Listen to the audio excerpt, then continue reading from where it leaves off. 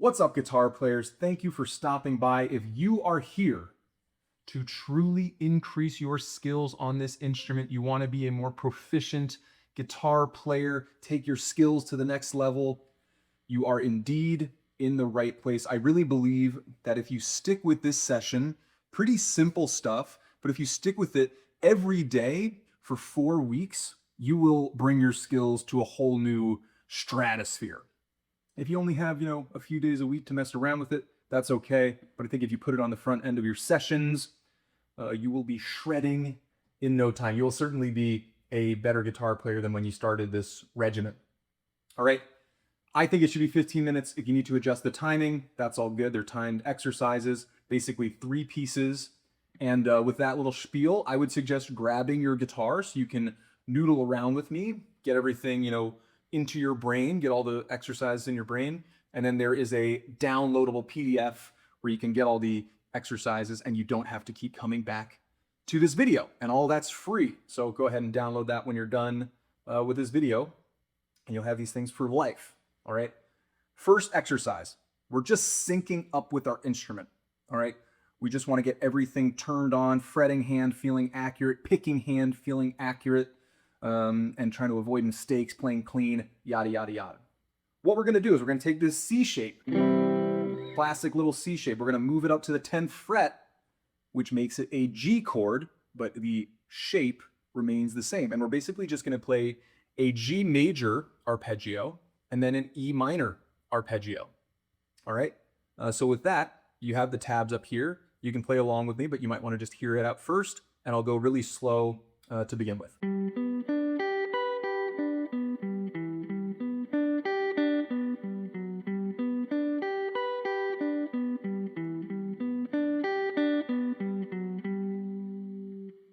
And we're just going on repeat. So like I said, set a 5-minute timer. And if you're thinking to yourself, oh, 5 minutes of just that, I don't know if I can sit through that. Well, then you might not be as aligned with really increasing your skills on the guitar, because repetition is very, very important. Now, the exact techniques in here that we're using is just alternate picking. That's the really important thing here. So just alternate picking. Make sure that's really, really fluid.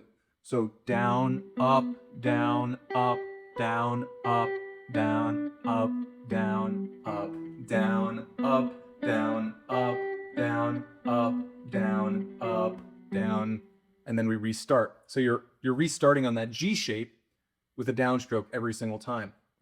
Now the only difference between the G shape and the E minor shape is this one note.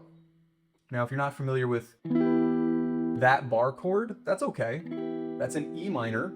And so by starting here, that's a minor triad versus a, and you can hear the difference, or hopefully you can hear the difference, a little darker, a little brighter, and I can even, play that, in just E minor and E major. There's minor, there's major. So, I think a distinct difference, and you'll want to get better and better at recognizing those distinct differences. Different. All right, but that's what we're doing.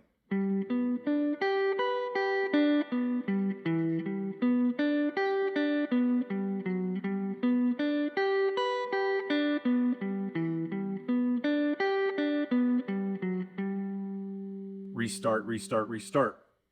That little, just so that we don't double up on the G over and over, just add a little bit of variety as you restart. And that's really the deal. Go at a pace. I ordered a metronome. I keep saying this in all my videos. I'm not playing with a metronome because I'm either filming with my phone, using my laptop to record the amp. So my metronome pieces, that's what I use for my metronome, are being used by making this video, but there's one on the way, a separate metronome. I should be showing you that with a metronome, but use a metronome, use a drum track, right? There's apps for all of these things so that you play in great rhythm. And the reason I'm not speeding it up is that it's the first exercise of the session. You want everything to be really clean. Excuse me.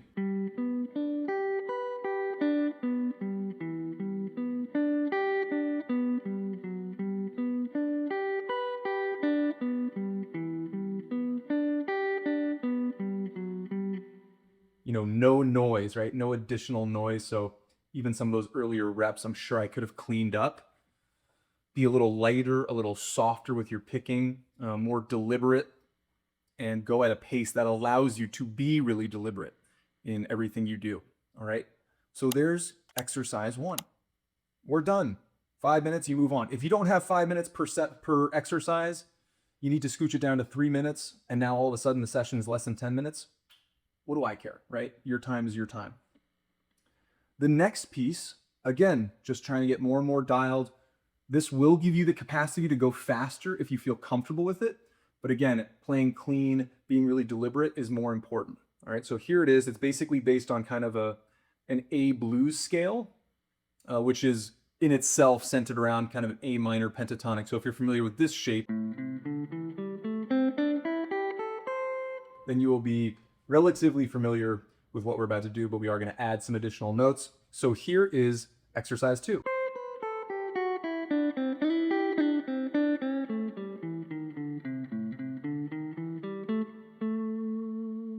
So there it is. Like I said, you have the ceiling or a higher ceiling to go faster than the previous exercise, especially because we are now warmed up and might feel a little bit better with everything we're doing. And, fingers are getting loosened up and everything like that, and you're feeling more fluid.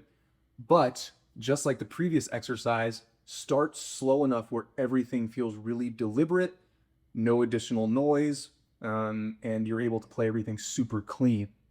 Okay, so let's go through that one more time.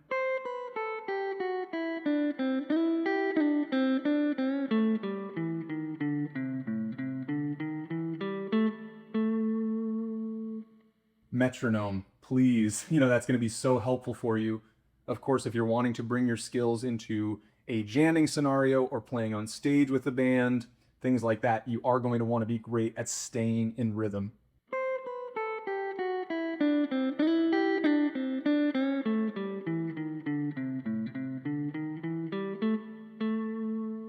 You have a little bit of liberty in that slide of where you want to go with your alternate picking. So it doesn't need to remain alternate picking. Maybe you come back to a downstroke as you come back on the way down. So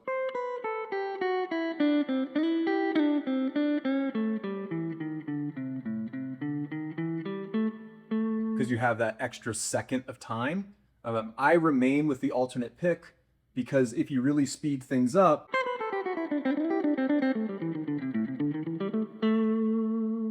because you'll have, less time in between, those strokes on the slide.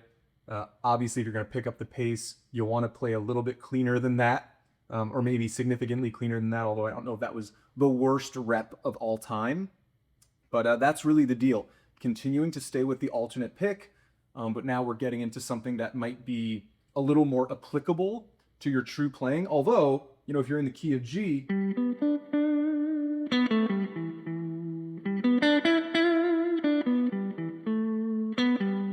all of the notes that we're playing in that first exercise are applicable to solo, improvisation scenarios. If you are playing with somebody who's throwing in G and E minor chords, those will certainly layer over them perfectly.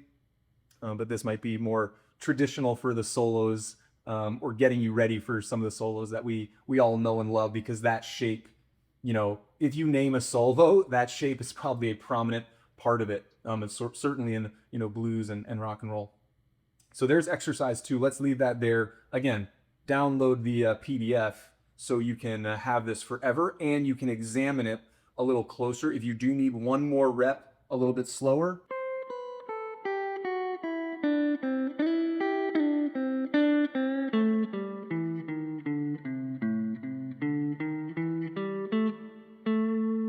you've got it right there. All right, but you can take it and look at that and really absorb it, rather than me, all right, index finger on the low E of the 5th fret. I don't think that ever truly helps anyone really increase their skills. You should be able to download a tab and start plugging away on your own. For exercise 3, we are going to hit a small but powerful phrase that is also going to be very applicable to your playing outside of a generic practice session, and it goes kind of in tandem with the previous, with exercise 2. simply because they're going to be in the same key. So exercise 2 is based on an A blues, and this is also going to be centered around an A blues. And I will even give you an A blues backing track that you can, fiddle around with this over. And even though it's a small phrase, that repetition is really, really important. So if you stick with this for 5 minutes, just like, the other exercises, you will be getting a lot of great reps with kind of soulful rhythm. And, there's a nice bend in there, and you'll get a lot of bending reps. And what an important skill inside of, again, all of our favorite solos, have some great bending in it. So anyways, with that, exercise 3 is this.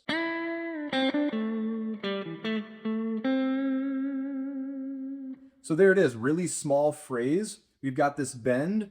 For those of you who don't feel as confident with your bending technique, you just need to support, right? We're bending with our ring finger on the G string of the 7th fret. You just need to support that finger with your middle and index. You see that a lot. Beginners going, it's too tough with just that one finger. If you support with middle and index, you can really get that nice height.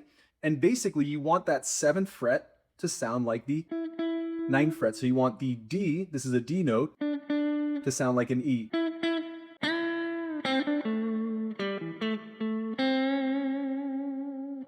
That's maybe the only other, technique in there is that vibrato. Listen, you don't need to play this with a backing track or a metronome to start. Strengthen up your bend. That sound perfect? Not really.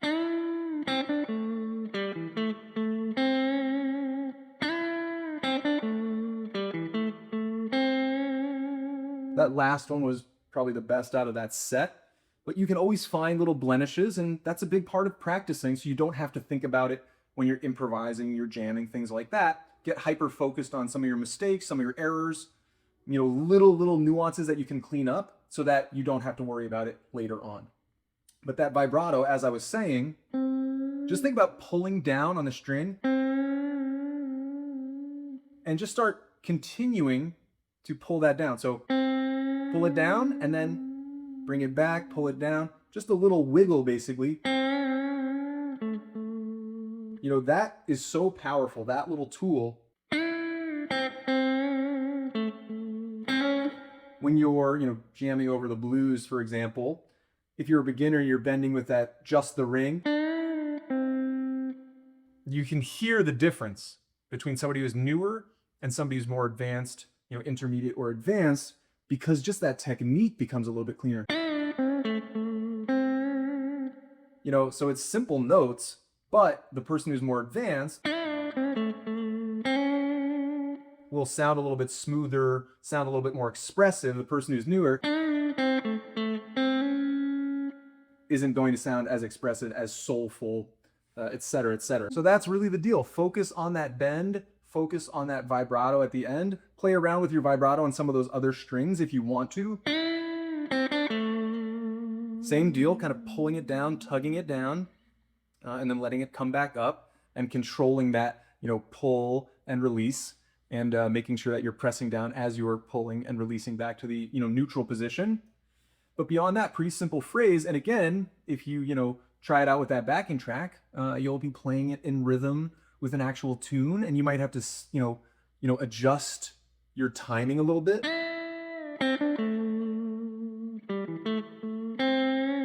Right? Some subtle, adjustments in the timing makes a world of difference and allows you to get really repetitive in kind of a jam scenario. That's a big part of, sounding great when you're soloing, is being okay with, repetition and, increasing or, adjusting that repetition slightly to make it sound new and fresh and all that jazz. But anyways, that's the practice session. 15 minutes. If you found it valuable, like and subscribe. I'm going to be putting out lots of stuff around how to get you better at this instrument, techniques, exercises, skills and drills and all that stuff, the occasional song and bluesy person if you want to emulate someone. And if there's skills you want to work on, throw it in the comment section, and I'll be sure to put something out there that will be helpful for said skill. Anyways, with that, peace, happy guitar playing to you all.